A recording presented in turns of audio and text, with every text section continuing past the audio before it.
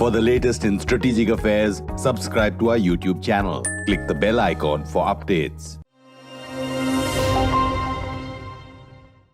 Do you agree with some analysts who are saying that it's not just a new world order because of what Russia has been doing that is coming into place? It's a new world energy order. I mean, you look at the Saudis or American allies, but MBS is more with Putin in terms of oil. You have Venezuela and Iran, who the US had imposed sanctions on, but now may want their oil. The EU is heavily dependent on Russia. China, Russia partnership, India looking for various options.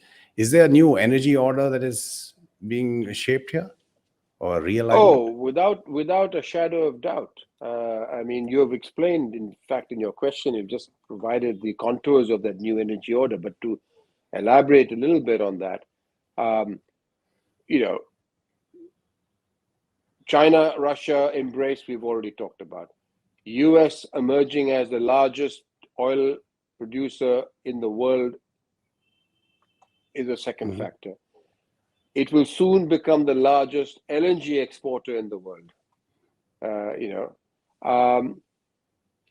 Saudi Arabia and the Gulf countries emerging as the only companies which have low-cost spare capacity, or let me put it, spare low-cost crude oil capacity. And so they remain the kind of swing players in the oil and gas market. Then you have the geopolitics of new energy.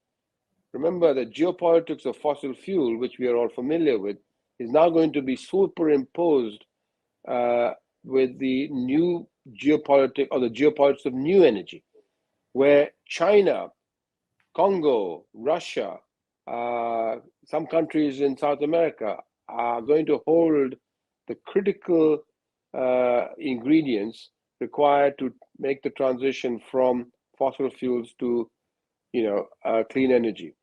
So these are, again, countries that don't necessarily fall neatly into the so-called democratic, liberal, frame that makes at least some of the people comfortable. These are countries that are also run by individuals who have strong autocratic authority over their country. So here again, India has to navigate the geopolitics of fossil fuels and the geopolitics of clean energy. India is particularly vulnerable because amongst all these countries that we've talked about, it is one of the very few countries that is import dependent and does not have the strategic reserves or the storage facility to manage the unexpected.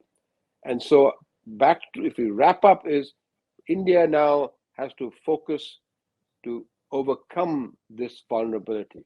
It has to create resources within the country that allows it to manage the volatility of fossil fuel market and the clean energy market. Don't forget, that's the real challenge that we're going to face.